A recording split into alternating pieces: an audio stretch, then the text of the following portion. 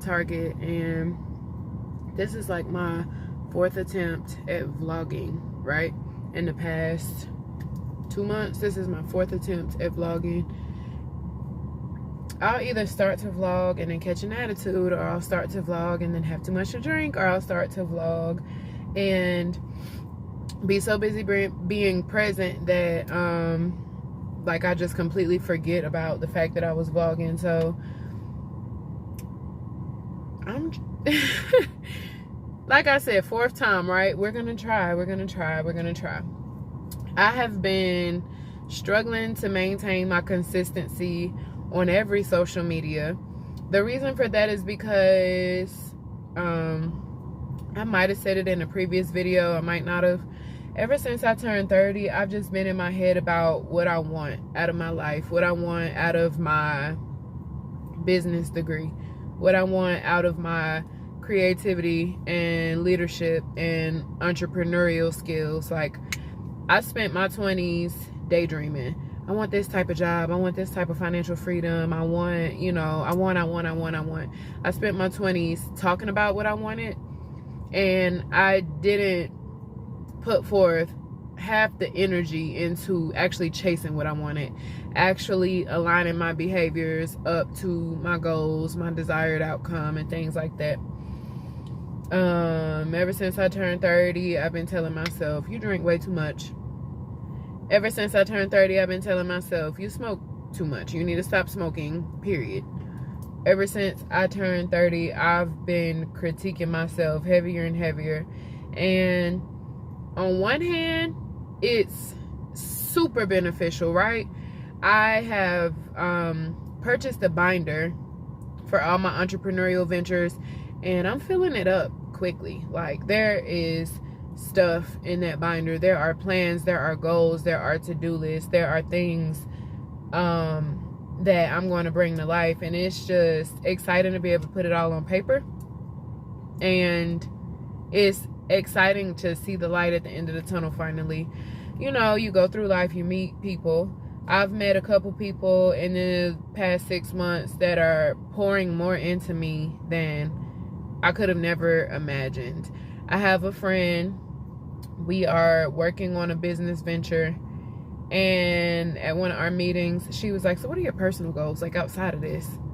And I was like, wow. You know, like, and at that moment it dawned on me, it's been a while since I sat and said, okay, 5 years from now, 4 years from now, 1 year from now. It's been a while since I sat and outlined what my goals are right now. It's been a while since I've reconnected with myself. I told y'all about the boyfriend, girl. Nothing I say is a stab at him, right? Nothing I say is any disrespect to him. But I am gonna say, my last relationship ended when I was 22, 23. I'm 30 now. And at this moment, I can see how different your early 20s are from your mid 20s and from your late 20s. And now you're in your 30s, right? So I said all that to say, when I was 22, 23, I was still pretty much a kid. Like, I was a college kid, but I was a kid. And at 22, 23, you don't have the things in your relationship, most of us, that you have in your relationship at 30. At 22, 23, I was living in a dorm covered by my financial aid. This deodorant is obnoxious. I was living in a dorm covered by my financial aid. So I wasn't having conversations about rent, where to live. At 22, I had just got my first serving job, but I got that job because I just wanted some party money. I wanted some play money. I was taken care of as a college student. So I wasn't discussing. And then I like, my relationship was ending and he didn't even live in the same city. So there was a lot less to cover back then. There was a lot less to discuss and stress about back then. And I guess being in my, relationship just I didn't realize how much work goes into a real grown-up relationship. I didn't realize, because like I'm a tarot reader, right? And me and him have two different walks of life. I'm a tarot reader. He's a Bible man, and that's completely fine. That works. But as a tarot reader, there was a lot of inner stuff that I had to do. There was a lot of soul stuff that I had to do.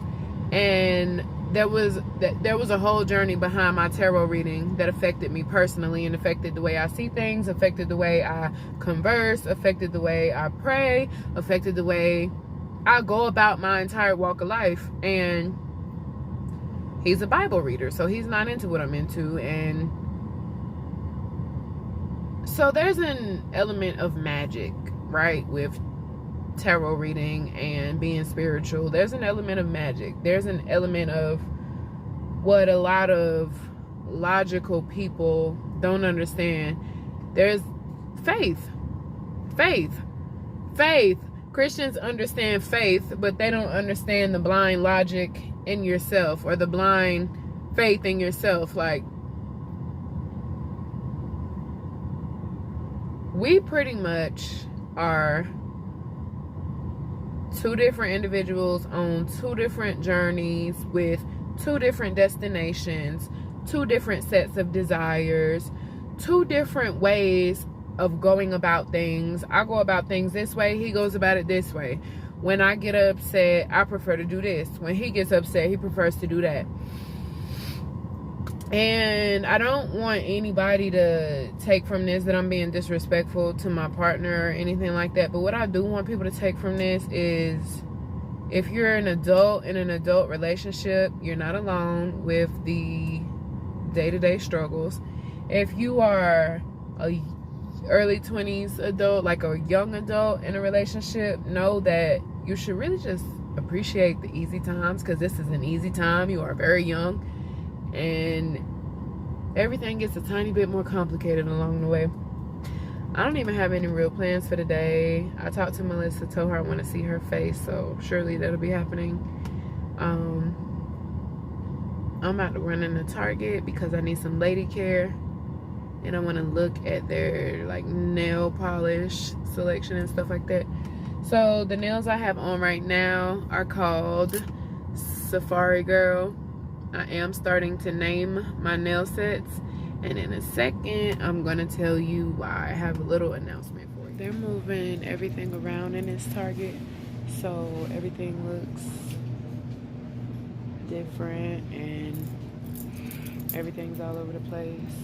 I recently made a tuna salad and it was good as F, so I was looking at this tuna to see if I wanted to get some and make some more. I hate people do shit like that. Back up, like, back up. I don't like people walking up on me. I'm tripping for thinking it's a bomb idea. I'm tripping for wanting to try it. This one. I told y'all I had cramps, but don't that look good? That don't look good to y'all. I like them.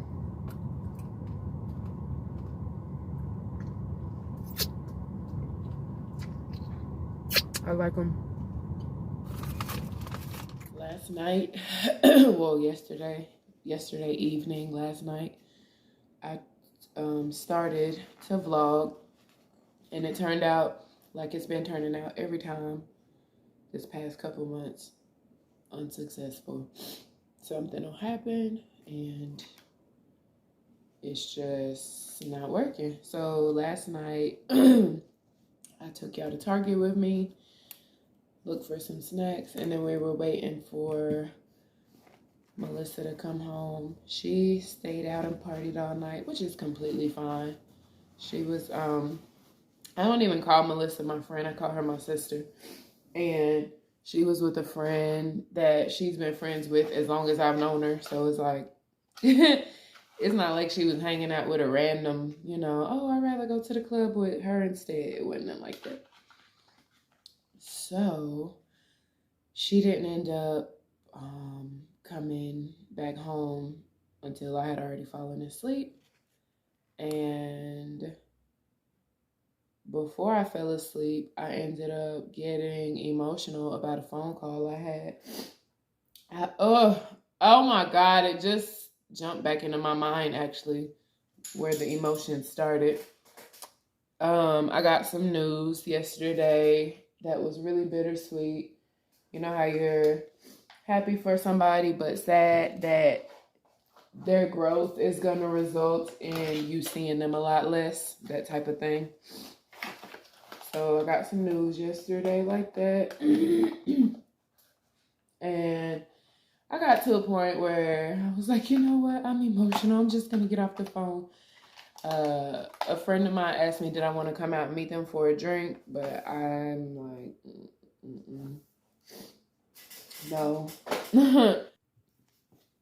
The only reason I'm continuing to make this video is because I'm telling myself, like, enough is enough. You can't keep starting to record and then just because something didn't go right, then all of a sudden it's like, the world is over, I have to stop. Like, business must continue, right? Business must continue. It doesn't matter what I'm going through in other areas of my life. I need to be able to compartmentalize. I showed y'all the nails I had on yesterday. They are called Safari Girl, and they are in a size medium. They really did not fit me 100%. Some of the nails, I made it work, but the sizes that I have preset for my medium, they're not actually my sizes. So I ended up just taking those nails off prematurely, and they are here in this paper towel. I had them sanitizing overnight. So I'm about to file the inside where there was some contact with my nail bed just to make it a little smoother. And then I'm going to go ahead and put it in this package and just put it away as a part of my brand new inventory for my R2G line.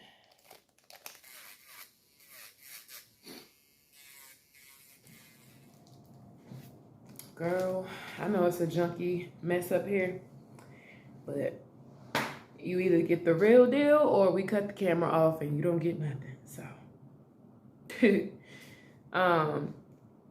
I got our Safari Girl nails on this card here. So this is the very first Safari Girl set. I am gonna make, I think, 2 or 3 more. This set is a size medium.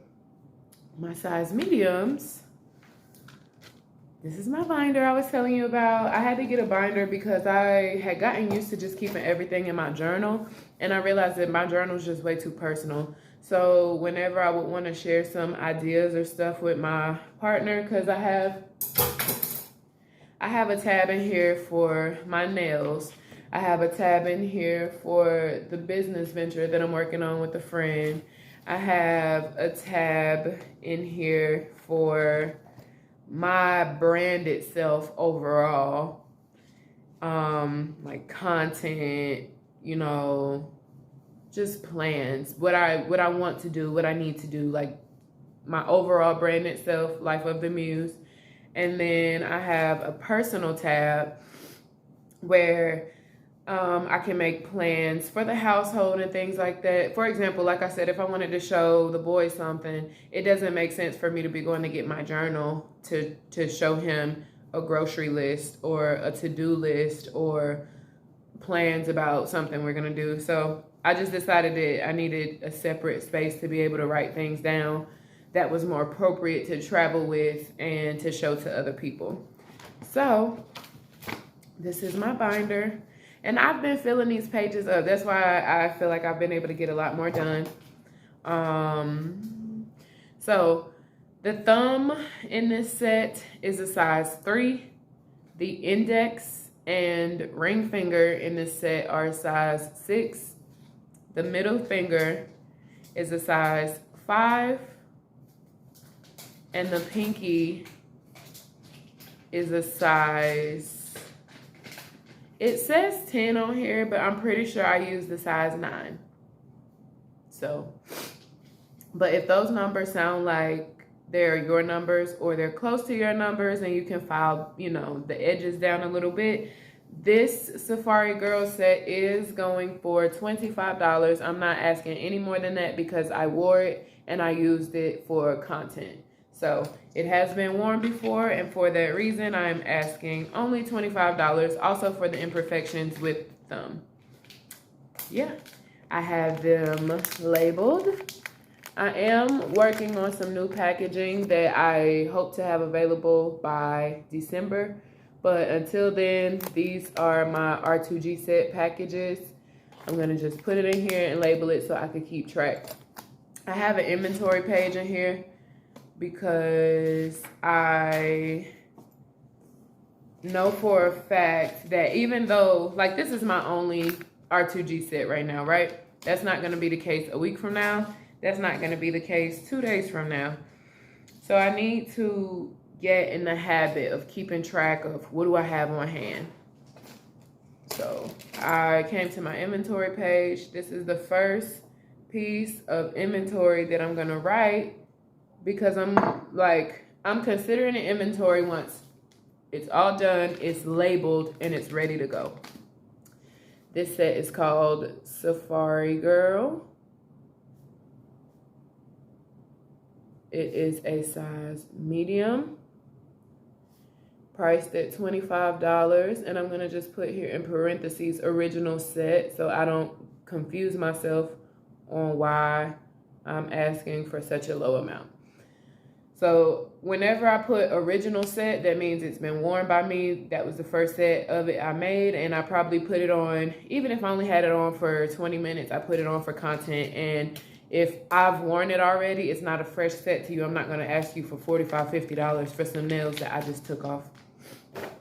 But this is what I've been doing. I've been trying to maintain and trying to build my brand and trying to be the best me I can be.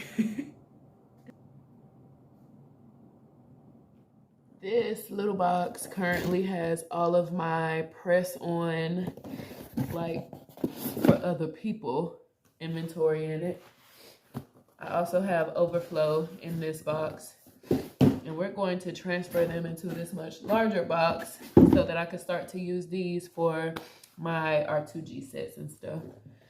So I have these like teal bubble mailers. That's what I put sizing kits in. I'm learning that people don't trust themselves to do their sizing kits themselves, so they are not buying them, which is, I mean, that's up to you. It's your prerogative. If you don't want to make sure. This is a sizing kit that should have been sent out a little while ago, but I actually have a few months before this project is due. So I'm gonna set this to the side because I need to send a sizing kit to Raleigh actually. So I'm gonna pull this out so I can create the sizing kit that goes to Raleigh. And then I'll send those both at the same time next week. These are what I send my actual packages in, or my actual press-ons in. At this point, I think I'm gonna continue to keep it separated, like this color for sizing kits and this color for actual shipping. I do think I want to continue to keep it separated, but here's the rest of them. These are some sizing kits that I created, but the brand that I used is not currently the brand that I'm using. So I'm going to keep these, but set them off to the side because I did go back to my Amazon orders from last year, and I decided that that is the brand that I'll be prioritizing and sticking with. So I'm gonna set these out so I can label them.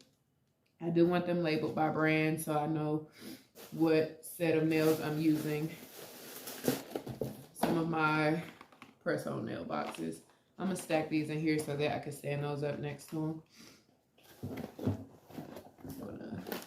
These are some little mesh packages for my goodies, Every nail set does come with some goodies, which is pretty much going to be a cuticle pusher with a picker on the back for adhesion and removal help. Then you have an emery board for adhesion, and you have your glue in there. Where's my other? I have an actual bulk package of glue that I need to go get. All right, got these boxes emptied. And now all of my stuff is in here.